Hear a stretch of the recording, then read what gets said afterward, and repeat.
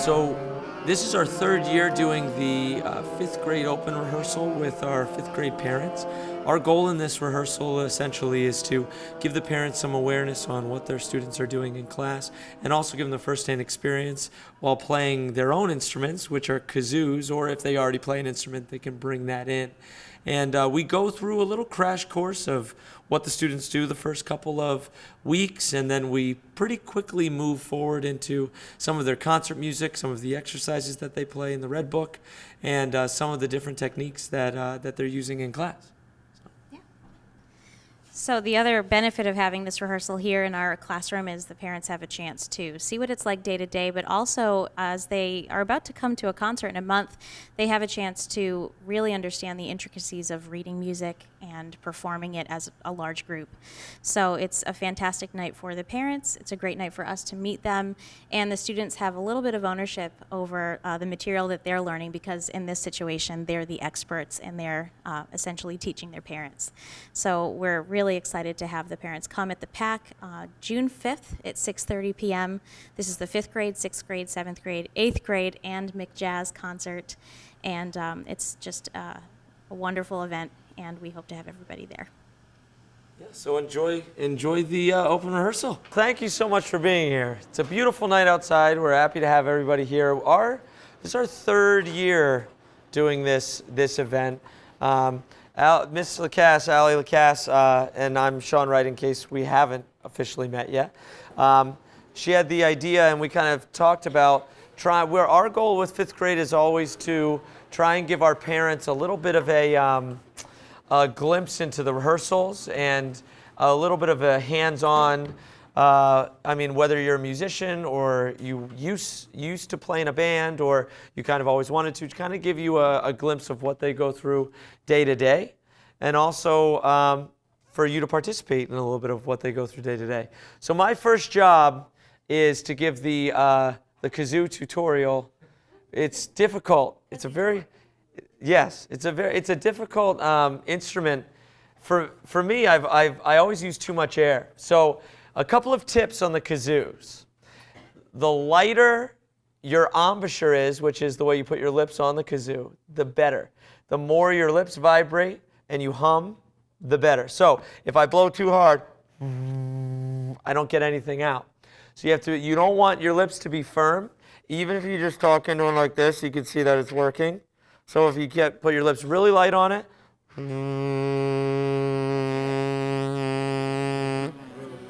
really light.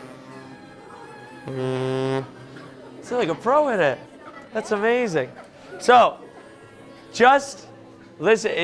You're a kazoo. At the end of the day, I think we all know the saying about the carpenter and the tools. None of your kazoos are broken. You are. So, the trick is we always tell our students, or try to tell our students, change something. If it's not working and you change something and then it's worse, at least you learned something. So then go the opposite way, right? So yeah, exactly. Don't do the same thing over and over, right? The definition of insanity, right? We're doing the same thing over and over. It's like, my kazoo isn't working, right? The amount of times students come up and they say, my trumpet isn't working.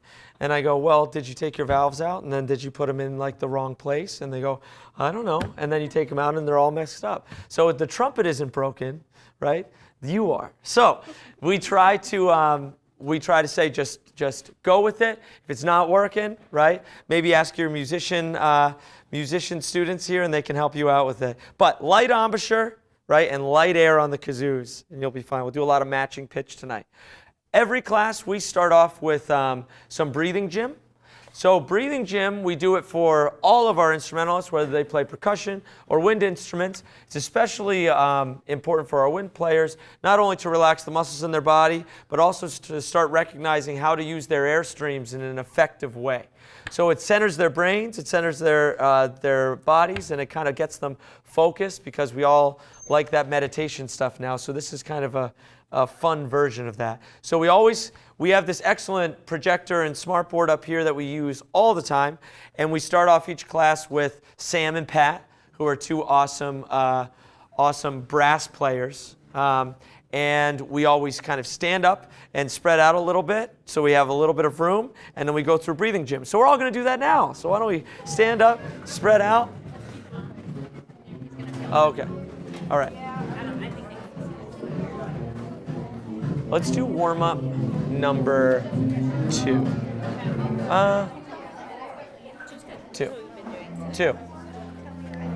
So we're going to do warm-up number 2. Shake it out. Get loose. There you go.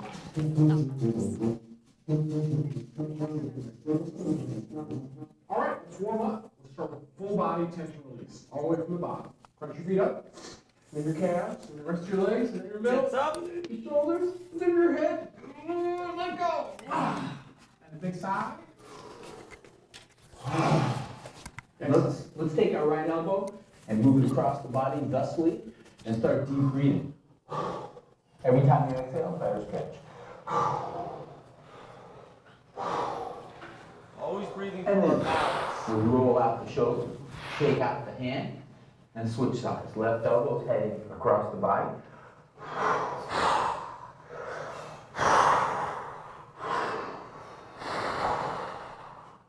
And we'll roll out the shoulder on the left side. Shake out the hand. And it's time to interlock the fingers in the back like this. And take a deep breath.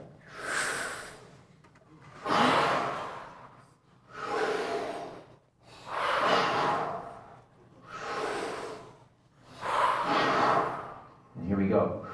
Come to the flop Careful over, of the hands up flop. high. A huge breath. Body rises and drop again. Parents are so flexible.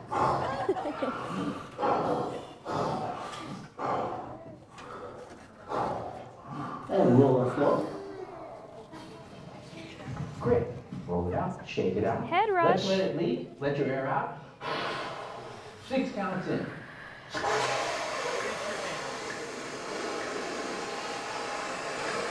And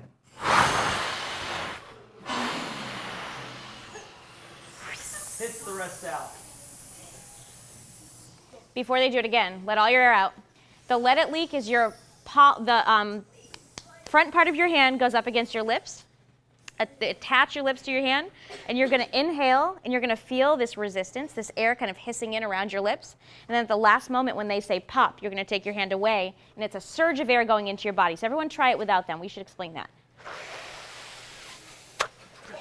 Feel that pop inside? That's what we're going for with their inhalation.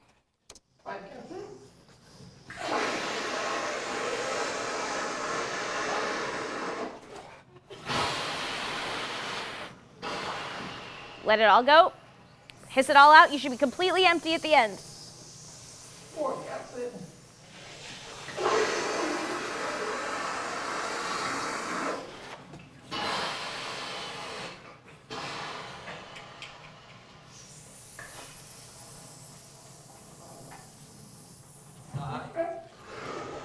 And roll it out, shake it out. Super, let's smooth that out now. Let's go from E to O. Make sure that we start with a bad shape and end with a good one. E to O, your teeth are tight together.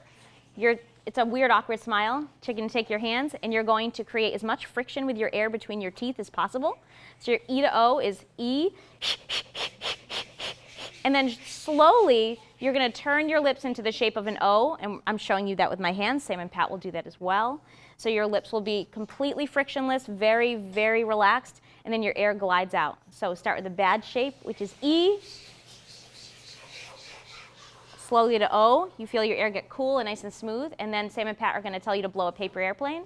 With this O smooth shape of your lips, you're just going to blow a paper airplane and follow that paper airplane with your breath until your breath is gone. Lean into your lips. Here we go. And.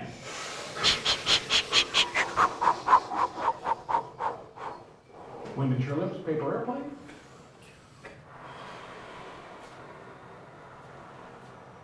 Wonderful. Now let's go 4 beats in, 4 beats out, and use your monitor. Here we go. Using your monitor, take your hand and put it vertically in front of you. Attach your index finger to both of your lips. And when you breathe in, you are going to hiss the air in on both sides of your hand. You're going to feel a lot of resistance. You should hear it too. Good. And then when you exhale, you're going to put your hand in front of you about 6 inches from your nose, and you're going to just put a stream of cool air into the center of your palm for as long as your air can go out. But Sam and Pat are going to measure it. So 4 beats in and then 4 beats out. So we're measuring how long you're taking air in and exhaling. 2, 3, yeah, count. Again.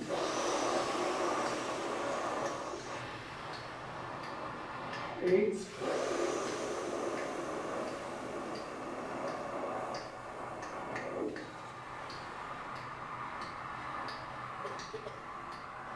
One more time.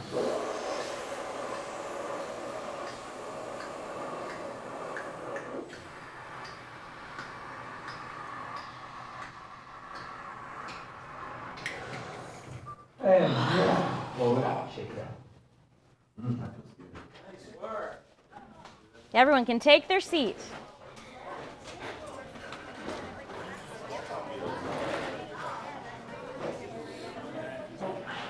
Okay, so after every musician has that workout, that's like Mr. Wright said, it's a mental workout, physical workout, gets us totally in the zone for playing our instruments. You need a lot of air to power these instruments. Please come on in. Don't be scared. We have 4th grade families that want to totally check this out. Come on in. Thanks. So we are going to sit like musicians. So you are going to find the front third of your chair. All right? This is preparation and rest position. You've breathed in and out a ton of times. You have a lot of air going through. You have a lot of air up here. Ready to go? So you're in the front third of your chair. Your feet are on the ground. Whether they are on the ground flat or tucked underneath your chair is totally fine, but the idea is that your knees are below your hips. And this allows your belly to kind of exhale or expand and contract as your air comes in and out. And that's really important for us as we play, especially as we start playing longer pitches. So everyone's knees are below their hips and your feet are on the floor. Roll out your shoulders. The idea is that you're just sitting balanced. Your spine is nice and straight. Your head is on your spine. It's not hanging forward. There's a lot of tension that comes with just by hanging your head holding onto an instrument. So we're just going to sit nice and balanced. And your instrument is going to be at rest position. So if you look at a 5th grader, they have their instrument at rest position, and every kazoo should be at rest position. So it's going to be placed vertically on your right thigh, ready to go. So this is how we start class. This is rest position, ready to go. Playing position, you're going to keep your body very balanced as it is right now, and you're just going to bring your instrument to you. You're not going to curve forward and meet your instrument yourself. So please take your kazoos and your band instruments and just place them at your mouth, keeping your body nice and relaxed but balanced and not hanging forward. That's the most important thing. Great. So literacy, identifying measures. You can go back to rest position because we're going to play in a second. Identifying measures, rhythm, time signature. This involves a lot of what you're looking at in your red book. So students, if you could open up to page 6 in your red book, that would be great. And make sure that your guests can see the music in front of you.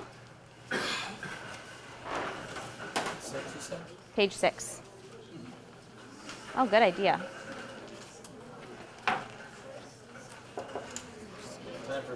Yeah. Want me to unfreeze? Yes.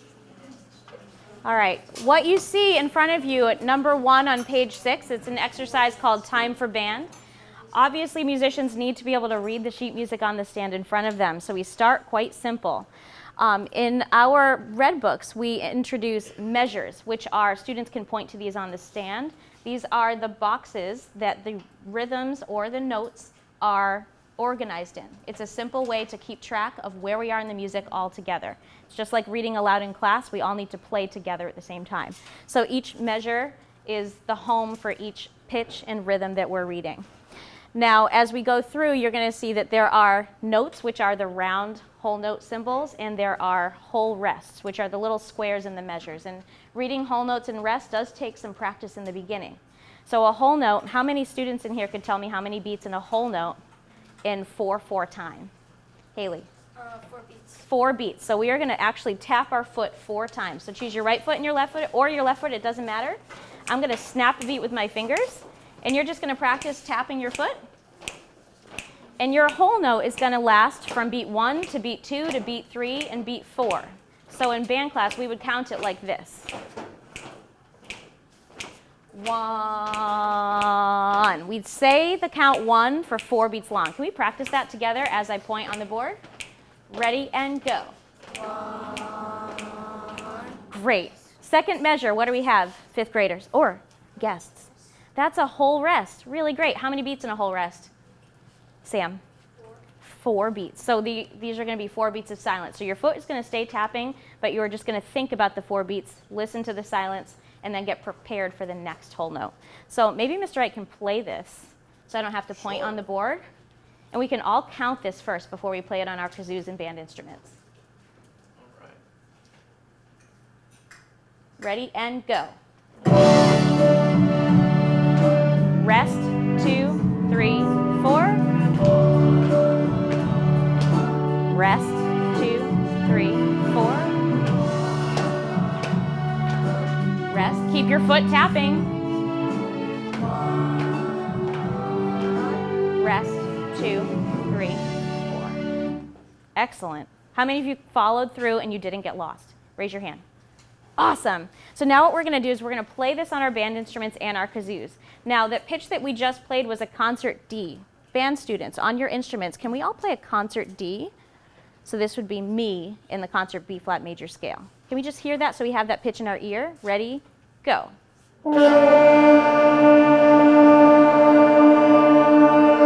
So Phoenix, that's going to be a B for you. Oh, B? Yeah. Let's try it one more time. Ready? And. Good. So kazoo players and everybody else, please place your kazoos at playing position. We're all going to match that pitch together. Ready? And. Awesome. Yeah, I was expecting the kids to play with you, but that was cool. So how about all instruments, plastic and metal, together on a concert D. Ready? And.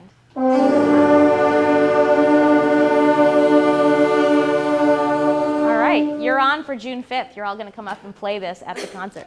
So we're going to play this together. This is page 6, exercise number 1. We're going to play concert D, 4 beats on, 4 beats off, tapping our foot the whole time and reading the music the entire time. So now you're actually experiencing what it's like to multitask. You're moving your foot.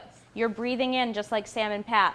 Students and anyone that's playing an instrument that's not a kazoo, your fingers are ready in position on concert D, and you are articulating. You're starting your note with your tongue. We'll talk about that later too.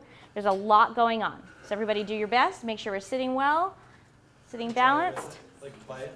With the exercise? Yeah, let's do it with smart music. So you'll get a count off of 4 beats and then you're in. All right. So we want to do rest position and play position? Oh yes. So I'm going to get up on the podium officially for the first time. So when I'm up here and my hands are down, we're all going to be at rest position. I'm going to bring the baton up, and you'll go to playing position. Ready? Ready?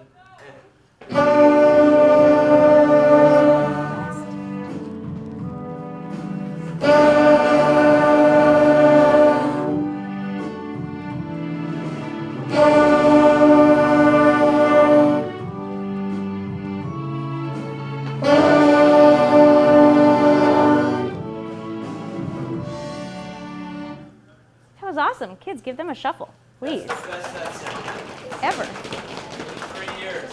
That's the best it sounded.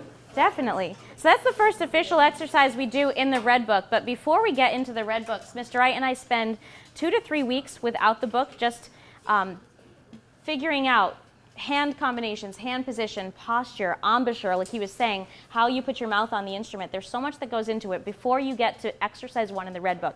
So Mr. Wright is actually going to take over, and he's going to talk about what happens before we start reading all of that. Solfege. Matching pitch, singing, Okay, cool. articulation, dynamics. Yeah. All right. So, music is awesome because there's so much to it that is beyond just reading notes and putting fingers down, and there's so much as far as matching pitch, expression, volume, style. There's a lot of, we can continue to dig deeper and deeper each class, and the theme of each class can always be different. But we always start with sound. So when we begin our first class, before we read any notes, we want kids to understand what pitches they should play. So, for example, brass instruments, they can play multiple notes with one fingering. So it's very difficult if they don't understand what sound they should be playing. They might play too high or too low. All right? And even with woodwind instruments where they have one fingering for a note, if they don't understand the concept of the sound that they're supposed to make, then the tone quality will be a little bit lower. So what we try to do in the beginning is we try to sing. And singing is the best way to develop your musical ear. If you can sing something or you know how something goes, then it's much easier to play, and it's much easier to match pitch and sound better as a group.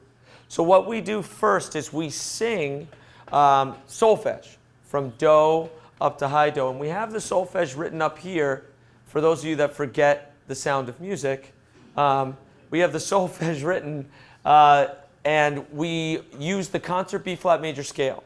The reason we use the concert B-flat major scale is simply because that is the first scale in most of the music that they play, and that's the key of most of the pieces that they play.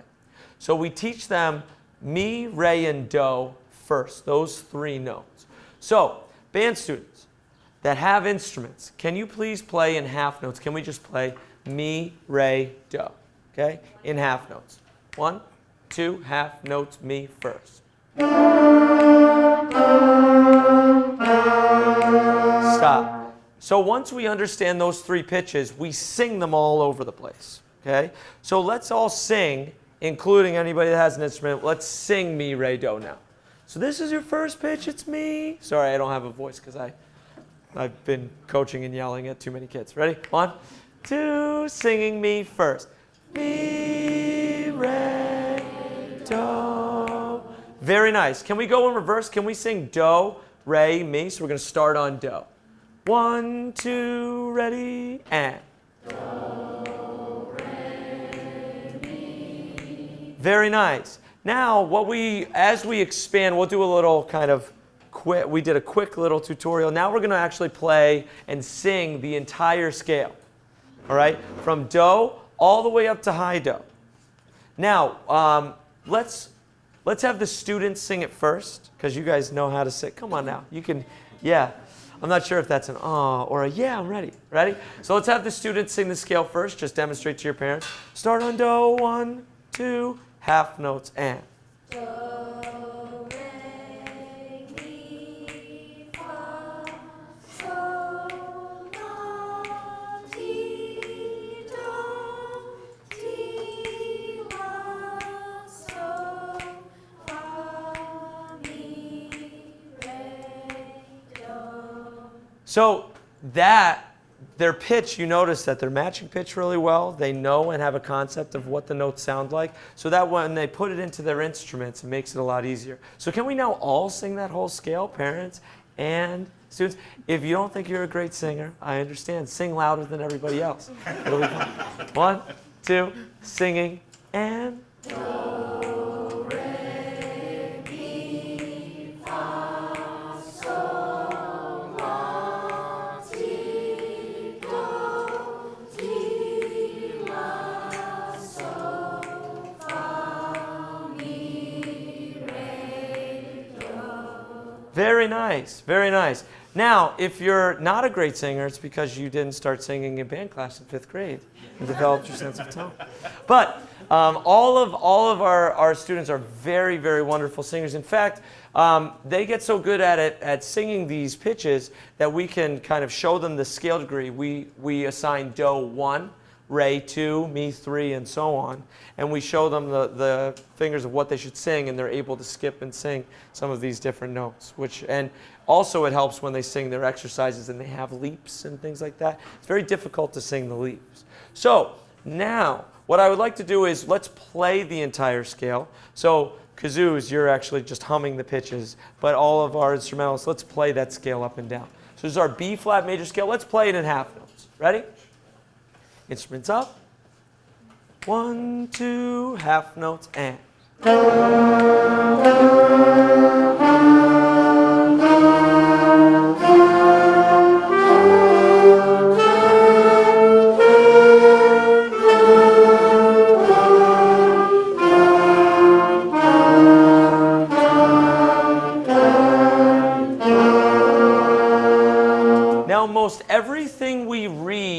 beginning is out of this scale.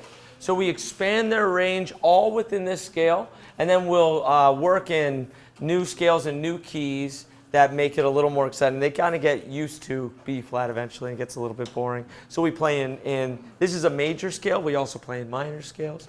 One of the exercises that we do to kind of mix it up in the beginning, and this is where we can talk about articulation, is we do what's called the concentration exercise. So the concentration exercise is where we play a little bit faster notes. We play actually eighth notes, which means there's 2 notes in a beat. We'll get to that a little bit later. All you really have to do is hear it once and just follow. But we add one of the solfèges each time. So, kids, let's play it for them. Ready? Concentration exercise. 1, 2, ready, and.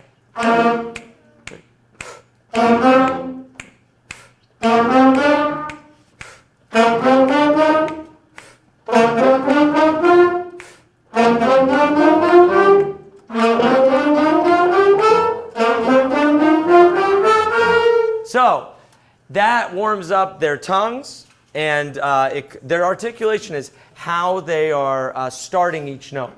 So if we play a little bit faster, obviously their tongues have to move a little bit quicker, and it just kind of warms up their brains. So basically the pattern is do, and then you rest. Do, re, then you rest, and the rest gets shorter as you add notes. Do, re, mi, fa. All right? Should we sing it first? I think we should. Let's sing it first. So we're going to start with just do. Ready? 1, 2, singing. And do.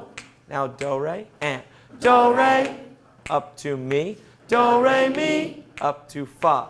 Do, re, mi, fa. So. Do, re, mi, fa, so. Do, re, mi, fa, so, la. Do, re, mi. Fa, sol, la, ti. Do, re, mi, fa, sol, la, ti, do. Very nice. That was awesome.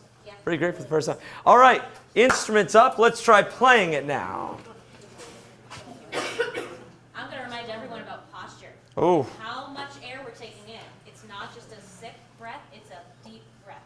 You should feel your belly get bigger. That's why our knees are below our hips. Good. Front third of the chair. Back straight. Playing position. Here we go. 1, 2, ready.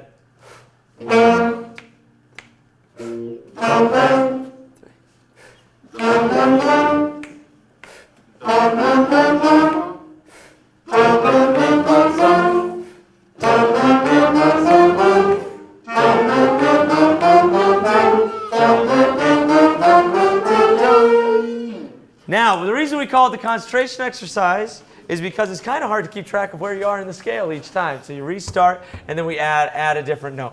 Okay? Now, as we get into reading the notes in the book, this is just an idea of, this is an example of how we use all the notes that we play without even reading them. All right? What we don't want to create in our bands are students that are readers. We want listeners and kids that can be creative and react to what they hear. That's what's most important. This is notation. Notation and music are not the same thing. Music is what we hear. In America, we tend to kind of make the mistake of calling the dots on the page music. And it's not music. This is the notation that we read. Music is what we create. So we don't want to make this math. We don't want to make it this finger plus this finger and air equals success, because it doesn't. It doesn't unless it sounds good. So we want our students to pay attention to what they hear, pay attention to how they sound, and adjust based on it, so they're decision makers. All right? And that's an example of kind of how we open that door. And then whenever we kind of get too bogged down, we'll listen to music, and then we'll break down sections and have different sections play it if they're not hearing where the melody is. So we'll always come back to how are we hearing it, and can we sing it, count rhythms, things like that. All right? So let's kind of transition, though, into reading that notation. So we're all on page 6 of our red books, I believe, still. And I'll pull up an exercise, and we'll talk about the different types of rhythms and notes that we read. Miss Lacasse will, actually. Okay.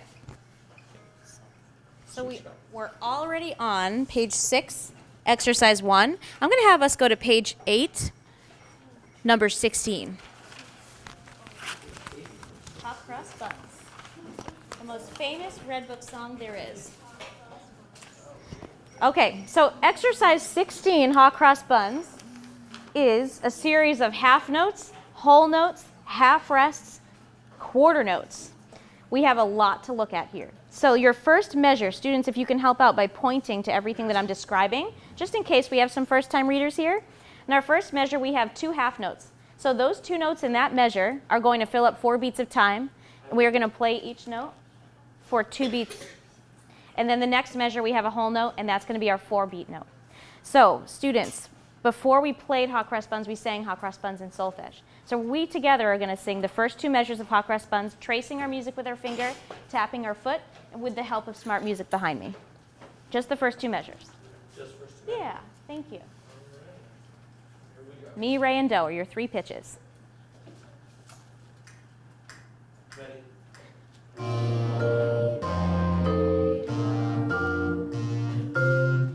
How's that? Thank you. Right? Okay. How about we all join in this time? So students, thank you so much for singing. Everyone together. So mi for 2 beats, re for 2 beats, do for 4 beats. Watching the music either on the screen or in your book.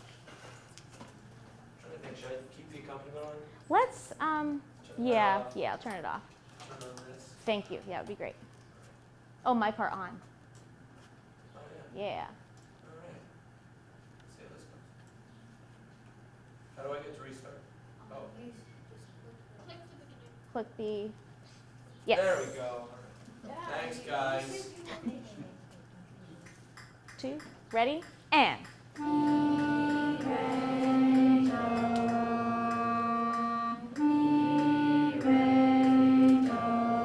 Half rest.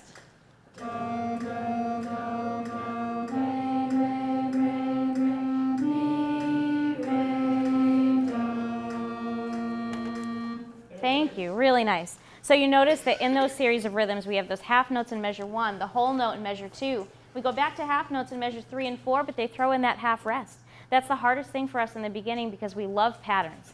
We love repetition. So for us, playing mi, re, do, half note, whole note in the beginning sets us in that pattern zone. And then the second phrase, which is the second musical statement, it's half note, half note, half note, half rest. So it catches you if you're not really paying attention. And then in measure 5, Mr. Wright's circling around in measure 5 right now, those are quarter notes. So all of a sudden we have to play 1 sound per beat or 1 sound per foot tap. So all of this happens while you're learning how to breathe and articulate, tap your foot, and it's at the end, it's a series of pretty much everything that you learn in the first month of school, first month of band. So let's, as a group, play it on our instruments and our kazoos. Tapping your foot, we're playing position, sitting nice and balanced, breathing in nice and deep with smart music. Here we go. 1, 2, ready, and.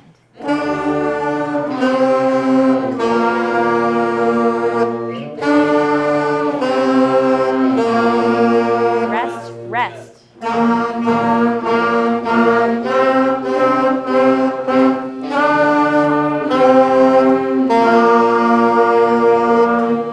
Nice job. Great job matching pitch.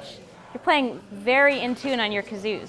So our next challenge in our lesson plan is we're going up to Jingle Bells. Oh, sorry.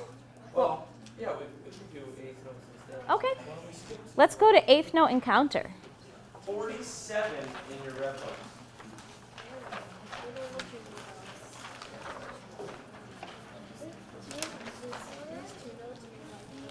Eighth note explorer. Thank you. So this is number 47 on page 13. So we've been playing basically all on the downbeat. So your foot has been tapping on the floor. Every time we've started a note, it's been at the time where your foot is down on the floor. When we introduce eighth notes, we're actually introducing sounds that happen with your foot down on the floor and coming up again. Every time you tap your foot, you're not tapping in quarter notes, even though you think you might be. You're tapping in eighth notes. So if everyone just taps their foot with me on my snap here, down, up, down, up, down, up, down, up. This is the eighth note subdivision. So as we play together, whether it's whole notes, eighth notes, 16th notes, or whatever, this beat is steady. There's a down side of the beat and the up side of the beat. So what she's saying is, in order for your foot to go down, it has to go up. So we tend to only focus on the down because of gravity and stuff like that. When we hear the sound, this is down. But there is an upbeat happening in between. So every beat is split in half.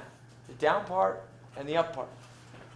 So if we draw the arrow going up in between, when you play eighth notes, you're actually going to play on one of those upbeats.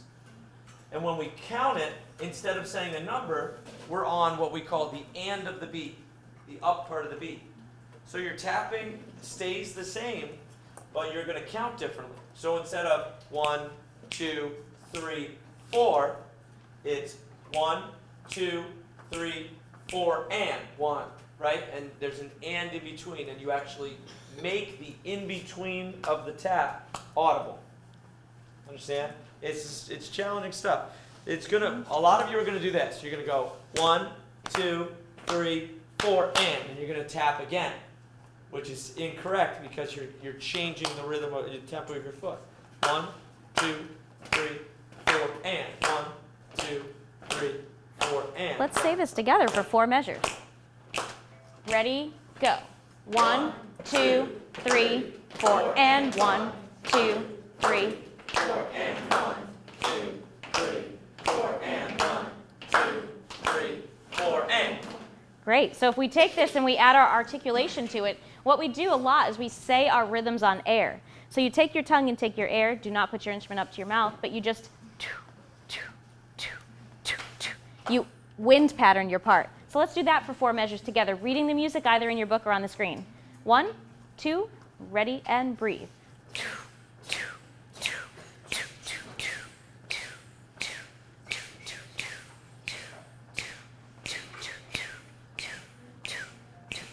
So if you feel comfortable doing that, we're ready to play it. So I'm going to get up on the podium. You're at rest position. Oh, my goodness. We have something different at the end of this exercise as well that you may not have seen yet. This is called a repeat sign. So the difference between a repeat sign and just the end are these 2 dots. So the 2 dots in front of the double bar mean you just go back in time and play everything again. So you're actually going to end up playing this twice. 8 measures of music. We're going to keep our foot tapping. Ready? Instruments up, nice and balanced.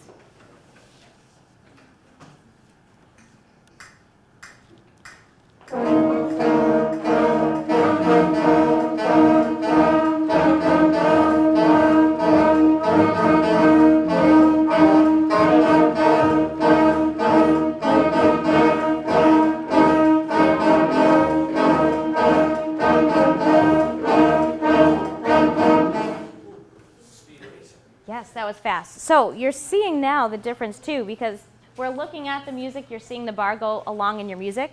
This isn't always up here projecting during every rehearsal. So the students' eyes are down in their stand. I'm up here on the podium and I'm giving you a 4/4 pattern with the baton. And this right here, without this behind me, this dictates how fast or slow we play. And the baton has a pattern. Down for 1, in for 2, out for 3, and up for 4.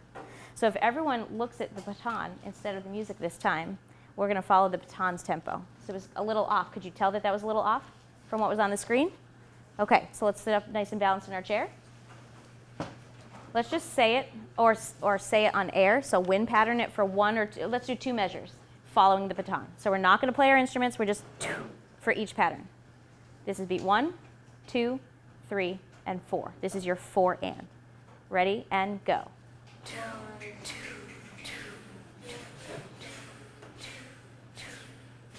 Great. What if I counted you off like this? 1, 2, ready, and 2.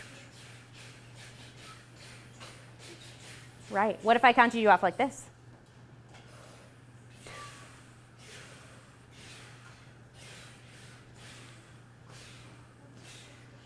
So with one exercise, 8 measures could be played in 20 different tempos.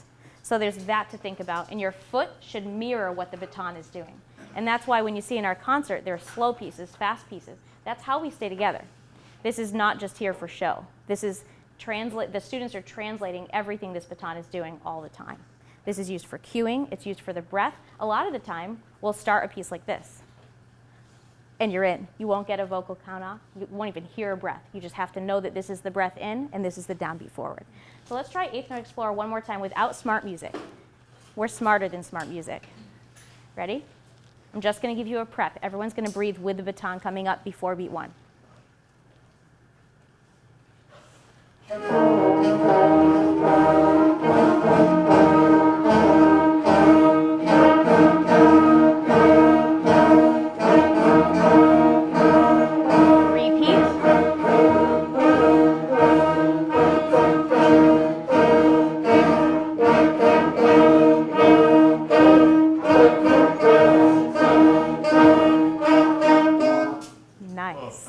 nice, and it's so easy to get lost. How many of you are watching me the entire time? Congratulations. You must have memorized your part. That's the tricky thing. So we're looking at music, and a lot of the time we're reading something for the first time. We're in a curriculum where the music changes from day to day. And we're putting a concert on. You're going to hear them play 3 to 4 pieces on June 5th that are quite long. So this moves fast. So we actually have to use our peripheral vision. So everyone please look at their music. Find Eighth Note Explorer. I'm going to put my arms up. You're not going to look at me directly right now. I want you to give me a thumbs up if you see my arms moving, but you're not looking directly at me. You're just looking at the music. Can you see your conductor without looking directly at her or him? Great. Now, if you're in the back of the band, you can look up at me now. If you're in the back of the band, that gets much harder, right, Owen? You're always back there looking so far ahead to catch that beat. It's so important for us to be together following the baton. What's next, Mr. Wright? What's next? Well, number 88. Love the it. B-flat major scale. This is something we just started this week, so go to number 88 in the Red Book. This is the scale we did. So this is your B-flat major scale, your original do, re, mi, fa, sol, la, ti, do. Before you saw it on paper, you sang it beautifully. We tapped our foot and we played it. Now this is what it looks like on paper. So what we're going to do is we're going to sing this as a group, tapping our foot.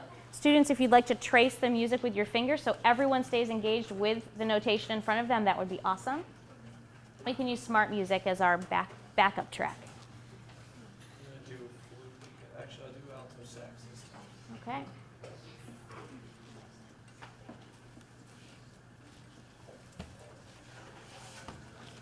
Everyone roll out your shoulders a little bit.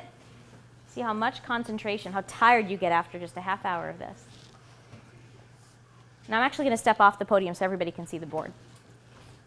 I'll conduct from the side.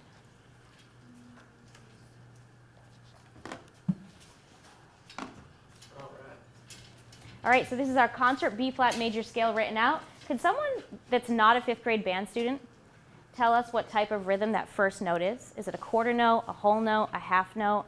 Yes. Good for you, it's a half note. How many beats? Can everyone hold up their fingers to show us how many beats in a half note? How many foot taps? Wonderful. So after that half note, what type of rhythm do we have? Going all the way up until measure 3. Sam. Quarter note. How many of you can show me in fingers how many sounds per beat a quarter note is? Excellent. So it's 1 sound per foot tap. So we're going to sing along using solfege. We're going to trace along in our part so everyone can get used to looking onto the music. We're going to go all the way from the beginning to the end.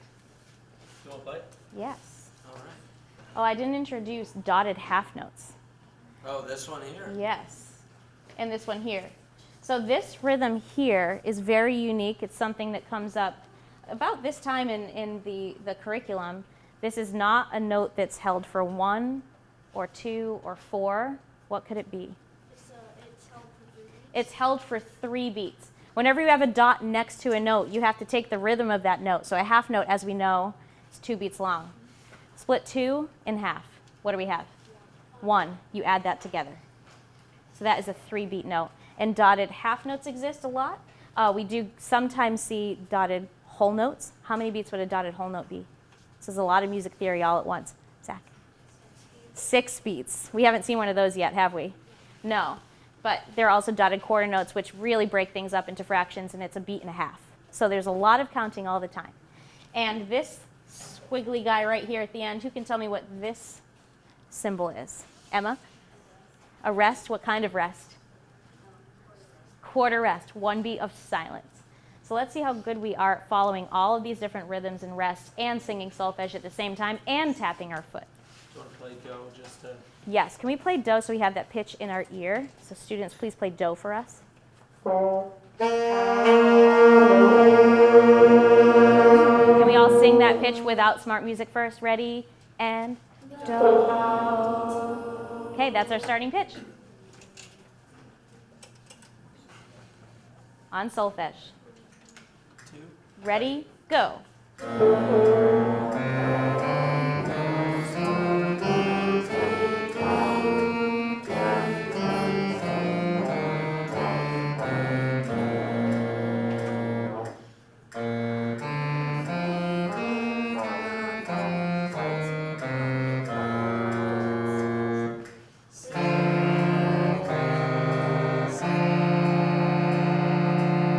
should have paused it. Oh, no, I don't think you should have paused it. I think that we got ourselves into some hot water down at measure 6. So far we've been singing this pattern up and down. This is great because this is the musical ladder. The notes go up by step. They're very close together. When you have an arpeggio, what do we see? Students or adults or guests? In the arpeggio, what do we see? Instead of stepwise notes or scalar notes, what do we see? Sam? We see leaps. In music, we call them leaps or intervals. So these intervals are wide. So we're starting from a do. What's the next pitch in that arpeggio? It's Mi. What's next? So can we all say the fourth one? Do. So we have do, mi, so, do. We have to read that, register it in our head, and sing it or play it if we're on our instruments. And then our next measure, what do we have?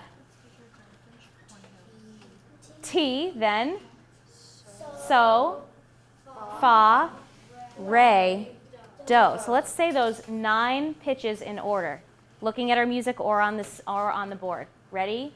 Go.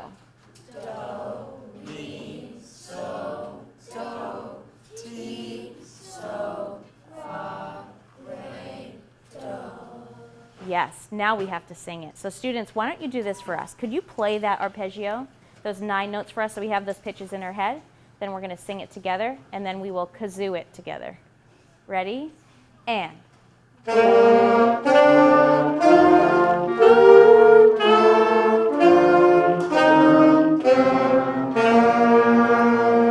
Awesome, thank you. Now let's all sing it together. So no instruments at all, just voices.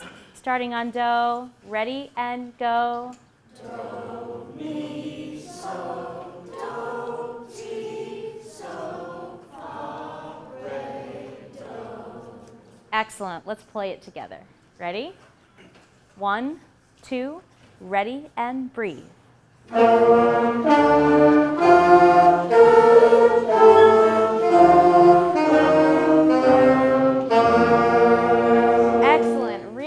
And then the last 2 measures, you'll see div period, that stands for divisi. You'll see that there are 2 notes stacked on top of them, of each other. This is a chord. The students can choose the top note or the bottom note to play. There's no instrument here except for the mallet instruments or a guitar that you can play 2 notes at once. Yes? I just noticed that you have the Excellent. Do you want to come up here and direct? I'm just kidding. So, forte, that F underneath the first note stands in Italian for forte, which Italian for what? What does it mean? Loud. It's also strong. Okay, so this time we're going to play it together. Forte, as Michael said, strong, lots of air. Instruments up. Slow it down a little bit. Okay, is this from the very beginning? Yep. Okay, from the very beginning. We'll let Smart Music take it away. 2, ready, and.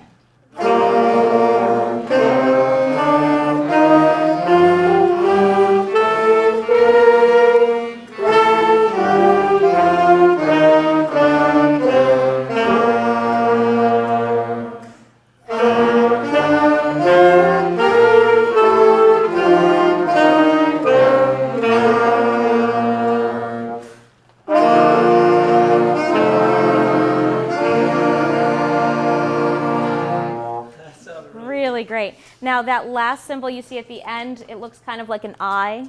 What is that called, or what does it mean? That's a fermata. Great vocabulary word. And that just means that the conductor or the player will hold that pitch out for as long as he or she wants. Was your hand up, Michael, or no? Oh, sorry, I took your answer. All right, Mr. Wright, what's next? Next is Sawmill Creek. Oh my gosh. Turn to page 20, please.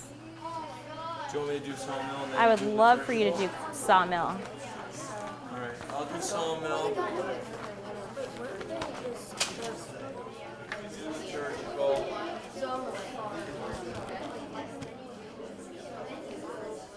Thank you. Just pull it up.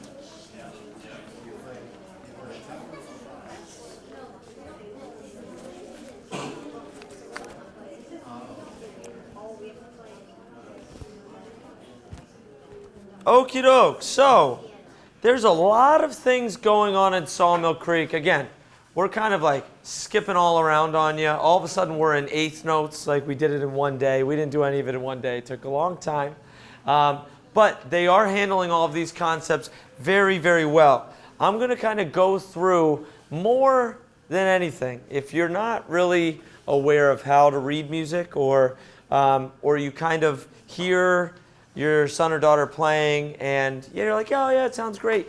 I just want to break down all of the stuff they have to do in just a somewhat simple, red book exercise, and how they really need to multitask while they play. So, for example, we've talked about rests, right? We've talked about measures. You can see how complex the music has gotten in some short months. They have to do a lot of different things. We talked a little bit about dynamics. Michael mentioned this earlier. And we have different dynamics throughout the piece. Forte, as we know, means strong. But what does the P mean? What does the P mean? Soft.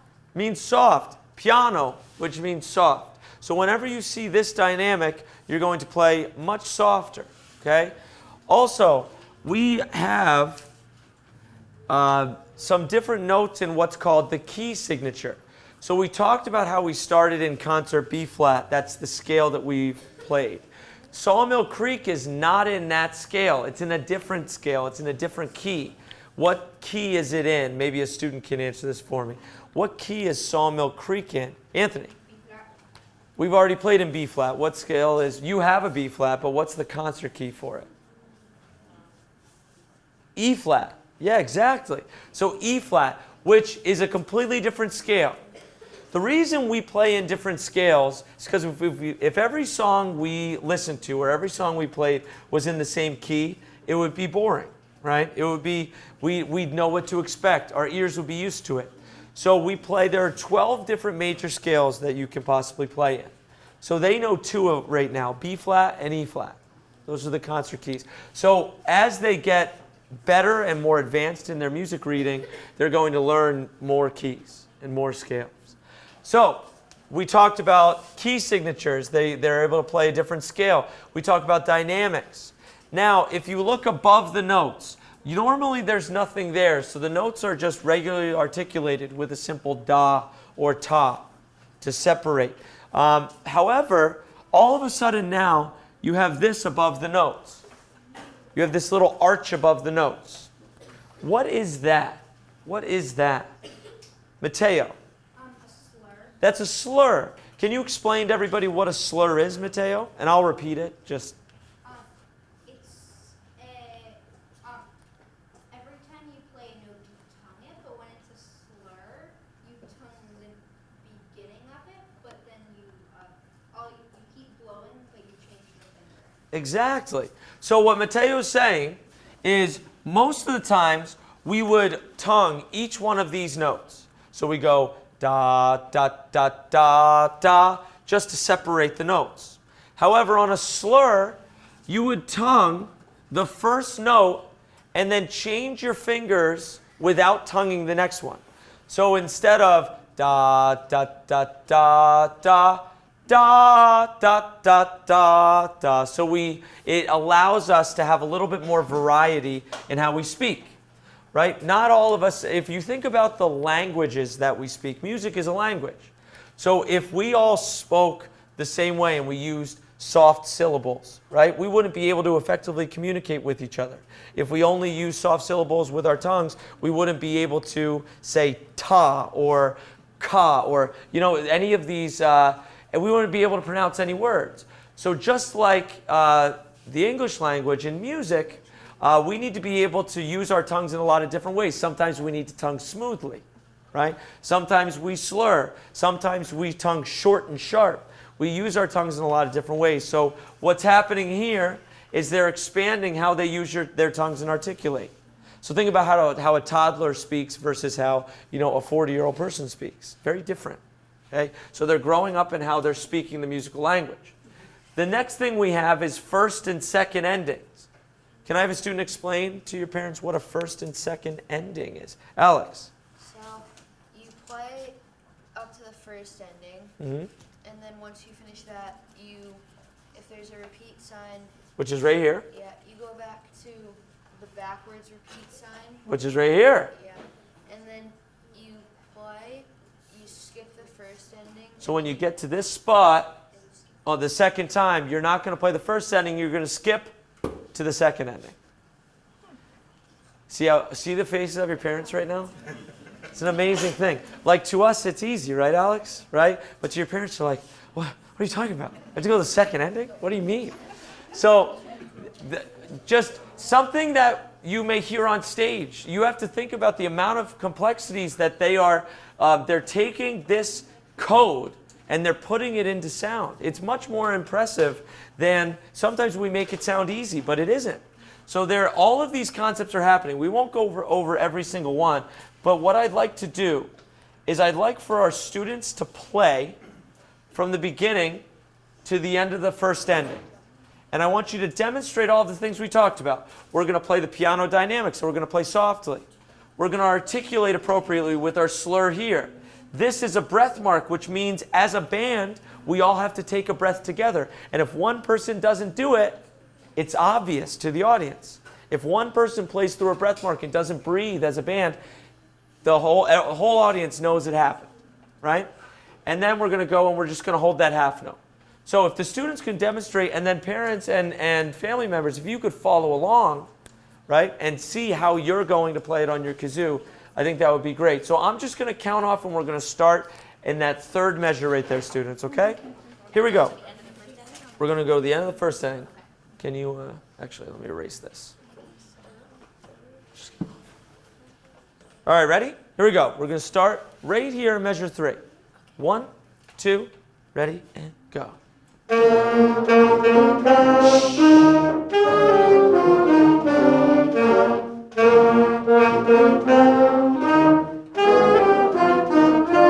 Stop. Very nice. So you all heard the difference in articulation in this measure and in that measure. And you heard them breathe together on the breath mark. So a lot of little things just to create a simple melody.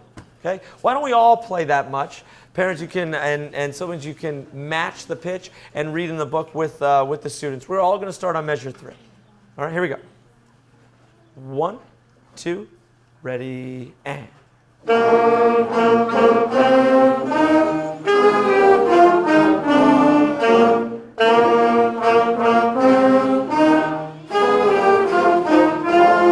Very nice, very nice. Now, what happens? I need a parent to tell me what happens when we get to here.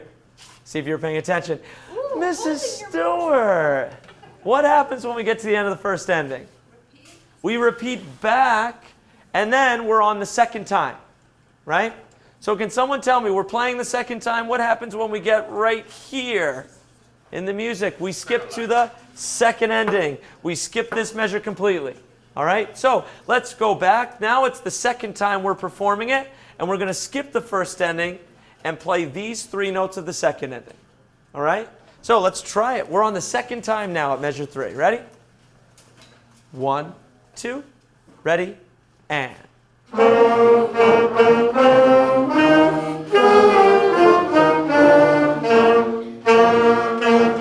Second ending.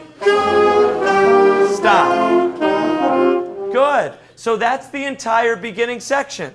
And then all of a sudden, what dynamic do we have? Forte. So now we're strong. So students, do you think we could do a little bit of a better job playing soft at the beginning? Yeah, I'm seeing some nods. We can do a little bit better, right? And then we're going to play really strong. So now, we're just going to try and play the whole thing. Let's just do it, right? We've explained kind of all of the concepts. Parents, use your ear, right? Families, use your ear and try and match what the students are doing. Follow along. I know it's difficult, but let's get that articulation going, right? Your slurs are a little sloppy. Your tongues are a little soft, right? The only way to have an effective performance is to commit to it, and you're all a little too tentative right now, and it's starting, you know, I'm just saying, you're embarrassing your children. So, no, but what we do, in all honesty, what we do tell our kids is, if you're going to make a mistake, make it with confidence, right? The worst thing in the world is if a band goes out and they're all playing with a timid sound, tentative sound, and they're afraid of making a mistake. What we want is play as confident as possible, and if you make a mistake, make it loud. It's rehearsal. It's okay. Everything that happens within these four walls in a rehearsal, any mistake that happens, it's not out in the world yet. You want to make all those big mistakes here, then when we get out on stage, then it's written in ink, right? Then that's where you want to be so confident in your performance that you can play with that conviction, right? But you're sure that everything's been worked out and all the mistakes won't happen. Yes? Of course you can. You don't even have to ask me. We're not in school. Sign out, though. Make sure you sign out. We need to know where you are. All right, here we go. Let's go at measure 3, and let's try and play through the whole thing. Do you want to have this on or just conduct? No, let's just play it. Just play it. We don't need smart music. Here we go. We're smarter than smart music. Yes. Let's start at measure 3. All right, instruments up.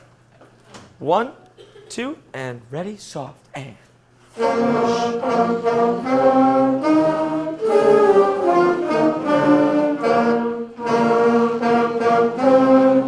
First ending. Repeat.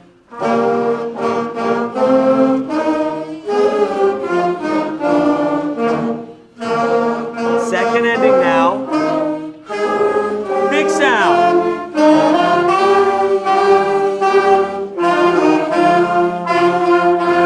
Big still.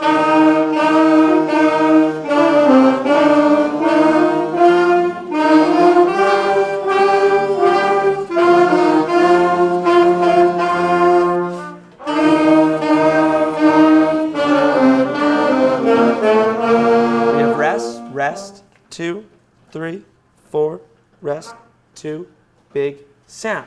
Forte.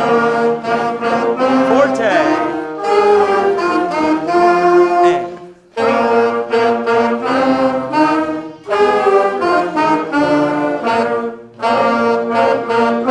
Half notes.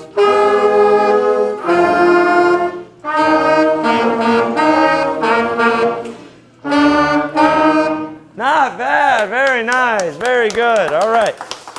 So, but students, did you hear how all of your parents played in the rest at the end?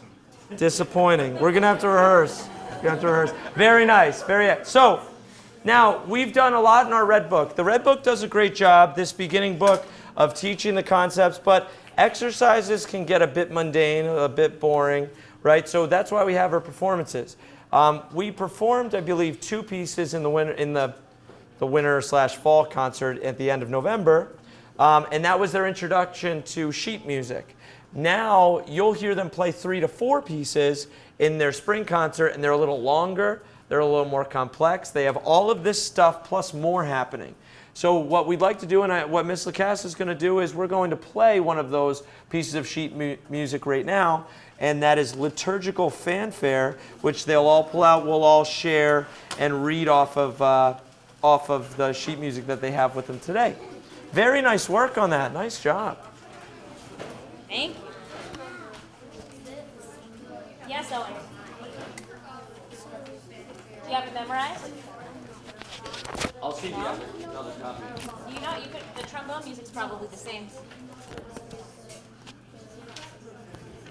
Okay, so while we're fixing that and making sure that we all have the music, Liturgical Fanfare is a piece of music that is not in unison.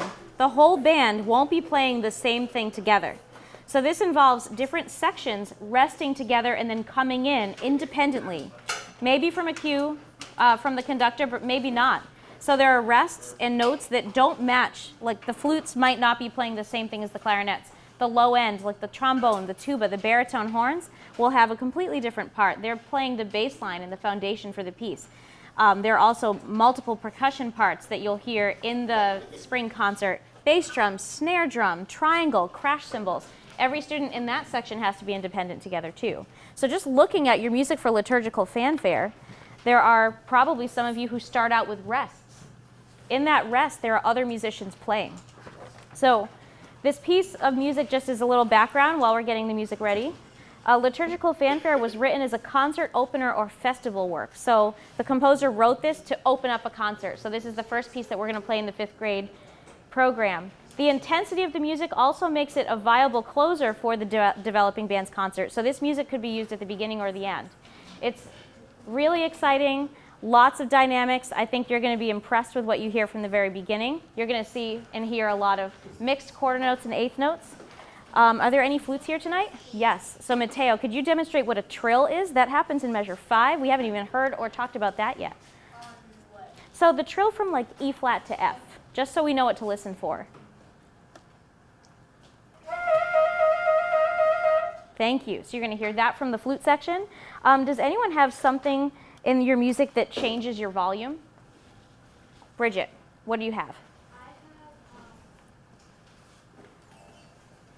Is it that big crocodile mouth? Yeah. Yes. So if you see something in your music that looks like this, underneath your notes, that's called a crescendo, and you're going to start those particular notes softer and then get them louder. What if you see the opposite symbol in your music that looks like this? What do you think? Decrescendo or diminuendo, and it does the opposite, so your volume is going to get from loud to really soft. Does anyone see anything in their music like a dot over a note? Raise your hand if you have a dot over your note. So someone that can demonstrate, or not demonstrate, but just tell us what that's about. Haley. It makes your note shorter. Yes, the term is staccato, and you're exactly right. You're going to play the note shorter. So instead of da, da, da, da, that note would be dit, dit, dit, dit. How about one of these symbols over a note? What does that mean? So much to think about. One of these smaller symbols right over a note. Michael? You're right, it's an accent. So you're going to take your tongue, and instead of just da starting the note, your tongue is going to have a heavier start. You're going to accent the note, almost like a punch. Da. So you're going to hear all of these different articulations. I mean, it's actually a lot smarter than Yeah. Are you thinking we should play it with? No, but just No.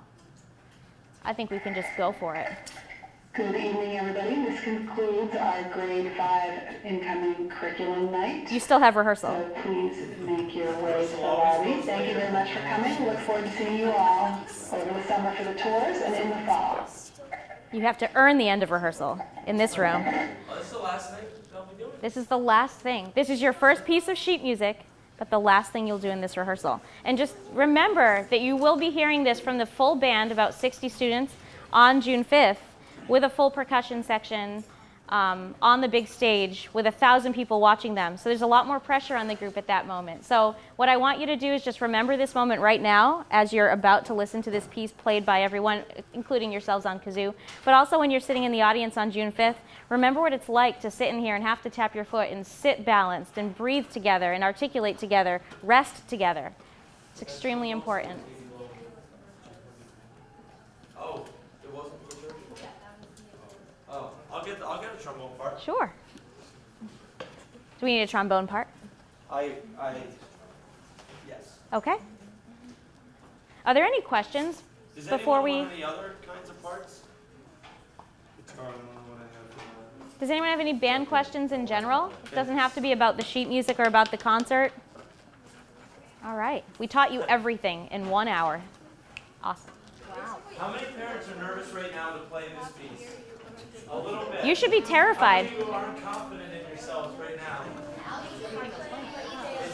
It's not shared by the students in the room. They're very confident. So we will. I do want to say, kind of before we play, just in my conclusion, that that's all right. I'll yell with nothing. Maybe you can hear. You're stuck It's now. all good. All of your children are wonderful. We love having them in class. The focus it takes, I think, what's always interesting to me in 5th grade is, they come in and I don't think they realize necessarily how complex what they're about to do here is. We see the shiny instrument, we see people play it, right, and we're impressed by it.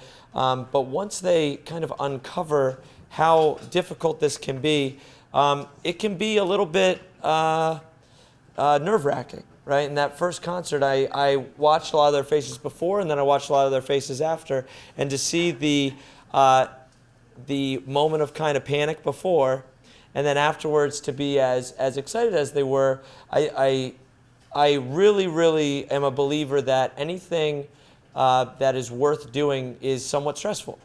So the reason that they felt that sense of relief, or that sense of pride is because they're doing more than just kind of sitting on a couch, right? And they're taking part in something that not many people stick with and do for a lifetime. And I know I hear all the time that if I could go back, I wish I still played an instrument. They're doing it, and they're doing it very well. And and I think they should have a sense of pride for what they've accomplished. And you should be very proud of what they do every single day, because even the simplest of things is difficult in here. And they always are expressing, and they're always working and being in relationship with one another. And it's valuable, I think, for them every day. So, and thank you for taking the time to be here tonight. I know it's not always easy, especially in the spring, to take time to come in, but the fact that you're here and the fact that you drop them off and lug their instruments around and do all of that, that's an amazing thing. So we appreciate you guys as well, and as they grow in this band program, we look to get to know all of you, because they're with us hopefully for 4 years here and then beyond, if they really commit to it and enjoy it. So we tend to really get to know the parents and the families over the years. So I know there's some new faces that we haven't seen, but we'll know each other pretty well by the time it's done. So thank you so much for being here. And this is liturgical. You guys are gonna. One thing yeah. too. I'm sorry, we're taping this, we're passing this mic. It's important to us too that you know that our rehearsal room is open all the time. So the students are here period 3 and period 8. So if you ever have that time free in your day, or a morning free or an afternoon, please just feel free to stop by. Students are so used to visitors in here. You could sit right in the band with them and experience what it's like with the music getting a little bit more advanced. We'd be open to that anytime. So, students, are we ready for liturgical? Yep. Adult students, are we ready for liturgical? I hope so. All right, so we're going to start at rest position. Roll out your shoulders once more. Take a nice deep breath in through your mouth. Out. Instruments up. Oh, too slow. Go back, right back. You need a flash of metal.